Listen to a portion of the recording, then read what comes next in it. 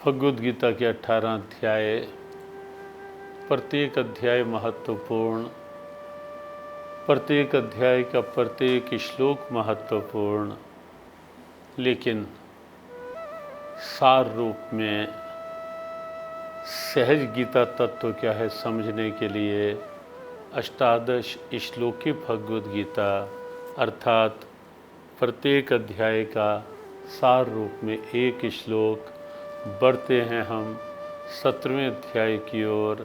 17वें अध्याय में 26वां अत्यंत महत्वपूर्ण श्लोक, सद्भावे साधुभावे च सदित्येतत् प्रयुज्यते प्रशस्ते कर्मणि तथा सत्शब्दः पार्थ युज्यते। सदा रहता और श्रेष्ठ है सबसे जो सत कहते परमात्मा ऐसे को, उत्तम कर्म भी हैं जितने यहाँ सत शब्द प्रयोग होता वहाँ। परमात्मा सत्य है। ये केवल उस समय के लिए सत्य नहीं है जब कोई संसार से चला जाता है और हम कहते हैं राम नाम सत्य है, उस समय का सत्य भी वही है। लेकिन सत्य ये है कि परमात्मा सदैव का सत्य है, हर परिस्थिति का सत्य है, हर स्थिति का सत्य है परमात्मा, जीवन काल का सत्य है परमात्मा। जीवन है परमात्मा के साथ ही है, हमारा होना परमात्मा के होने के साथ ही है। सत परमात्मा है निश्चित, और सत का अर्थ जो सदा से था, सदा से है और सदा रहने वाला है, जिसका कभी अभाव नहीं है, जिसमें कभी कोई परिवर्तन नहीं है।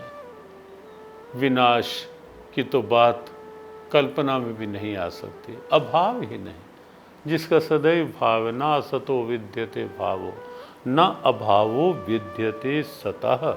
भगवद गीता ने दूसरे अध्याय के 16वें श्लोक में ये बात स्पष्ट की है कि सत का अभाव कहीं नहीं है, वो सर्वत्र है, वो सर्वदा है, सर्वथा है। सद्भावे साधुभावे च, परमात्मा सत्य है और परमात्मा श्रेष्ठ भी है। अर्जुन ने जब 8वें अध्याय के प्रारंभ में प्रश्न किया किम तद ब्रह्म, ब्रह्म क्या है, भगवान ने सीधा उत्तर दिया अक्षरम ब्रह्म परमम। ब्रह्म परमात्मा अक्षर अविनाशी सत्य है और परमम वो श्रेष्ठ सत्ता है। सच ये है कि संसार में कहीं भी कुछ श्रेष्ठता दिखाई देती है, जीवन में कहीं भी कुछ श्रेष्ठता दिखाई देती है, ये मान लेना चाहिए कि वो श्रेष्ठता परमात्मा की श्रेष्ठता के कारण ही है। और यही कारण है कि 10वें अध्याय में अपनी दिव्य विभूतियों का वर्णन करने के बाद भगवान यह भी तो कह देते हैं ना कि जहाँ जहाँ भी तुझे कहीं कांति, शक्ति, नीति, विभूति, ऐश्वर्य, माधुर्य, सौंदर्य, यद यद विभूति मत सत्वम श्रीमदूर्जितम मेवा, कुछ भी दिखाई देता है, अर्जुन ये समझ ले वो मेरे तेज का एक अंश मात्र है। तो परमात्मा सत्य भी है, परमात्मा श्रेष्ठ भी है, और इसीलिए जहाँ कहीं श्रेष्ठता दिखाई दे वहाँ उस रूप पर, उस पदार्थ पर, उस परिस्थिति पर, उस दृश्य पर, उस वस्तु पर ना आसक्त हो करके ये मान लें कि श्रेष्ठता के मूल में परमात्मा है।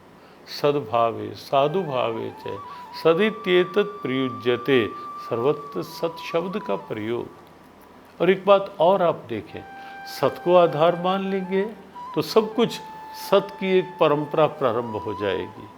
जो लोग ये कई बार पूछते हैं, कहते हैं कि जीवन में क्या आवश्यकता है परमात्मा की, क्यों स्वीकार करें परमात्मा को, वो बहुत ध्यान से इस बात को समझें।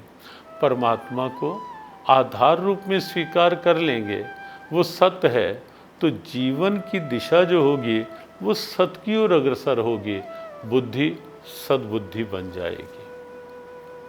विचार सद्विचार बन जाएंगे, वृत्तियाँ सद्वृत्तियाँ बन जाएंगी, भाव सद्भाव बन जाएंगे, कर्म सत्कर्म बन जाएंगे, आचरण सदाचार बन जाएगा। तो आप देखें, और ये स्थिति सद्गति तक ले जाएगी। क्यों? क्योंकि सत साथ है। कितनी दिव्यता है अपने साहित्यिक शब्दों में। आप देखें, ये जितने भी शब्द हैं, सद्बुद्धि, सद्विचार, सत्कर्म, सद्व्यवहार और सदाचार, इनके मूल में क्या है? आधार में सत्य है। तो यहाँ सद्भावे साधुभावे च सदित्येतत् प्रयुज्यते। और अगर परमात्मा नहीं है, परमात्मा है तो जीवन सद्गुणों की ओर बढ़ेगा, सद्विचारों सद्वृत्तियों की ओर बढ़ेगा। और परमात्मा नहीं है तो क्या होगा? कहीं ना कहीं दुष्विचार, दुष्कर्म। आप उदाहरण सीधा लो ना, पांडव, अर्जुन जीवन में क्यों विपरीत परिस्थितियों में भी संयम सुरक्षित रहा, परंपराएं सुरक्षित रही, विपरीतताओं में भी सद्गुण सद्भावनाएं सुरक्षित रही। क्यों? आधार में कृष्ण साथ थे, परमात्मा साथ थे। और कौरव क्यों? नाम भी दुर्योधन, दुशासन, दुर्मुख, दुस्सह, दुर्धर्ष, इस प्रकार के। और व्यवहार भी आप देख लें सारा। क्यों?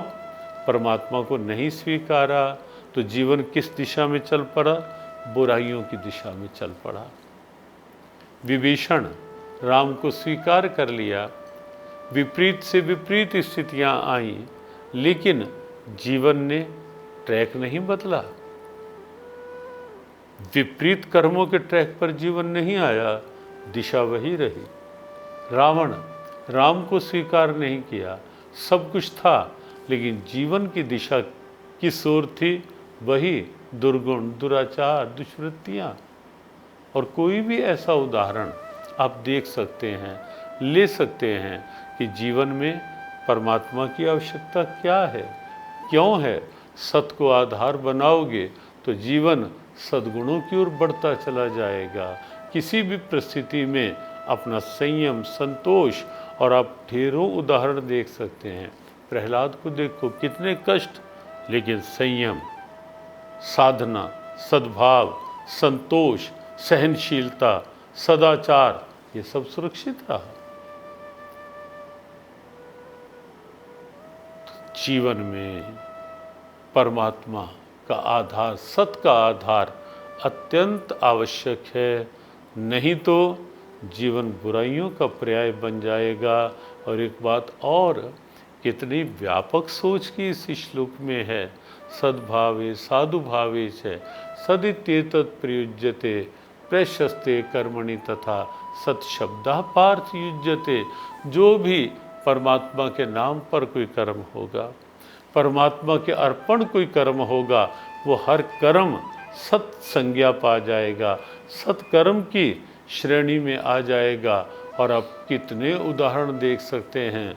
संत रविदास जी का जूते गांठना कितना अलौकिक सत्कर्म बन गया कि उन्होंने बड़े विश्वास से कह दिया, मन चंगा। तो वह पात्र जिसमें चर्म को गीला करके उसको आगे उपयोग में लाया जाता है, कठौता, मन चंगा तो कठौते में गंगा। कबीर का कपड़े बुनने का काम जो है वो अपने आप में पूजा बन गया, अपने आप में सत्कर्म बन गया। ऐसे ढेरों ढेरों उदाहरण हैं। और भगवद गीता कर्म को पूजा बनाने का दिव्य शास्त्र है, कर्म को योग बनाने का दिव्य शास्त्र है, हर व्यवहार को एक सत आधार प्रदान करने का दिव्य शास्त्र है। और उसी का एक व्यावहारिक प्रयोग है ये 17वें अध्याय का अत्यंत महत्वपूर्ण 26वां श्लोक। आओ जीवन में सत परमात्मा को आधार में स्वीकार करें, व्यवहार में स्वीकार करें, और जीवन को एक सन्मार्ग की ओर, सन्मार्ग के साथ भी सत शब्द जुड़ा हुआ है, सतमार्ग, जीवन को सन्मार्ग की ओर आगे बढ़ाएं। गीता पढ़ते रहें, सन्मार्ग की ओर आगे बढ़ते रहें, सद्गुणों के मार्ग की ओर आगे बढ़ते रहें, सद्विचारों और सत्कर्मों की ओर आगे बढ़ते रहें। जय श्री कृष्ण।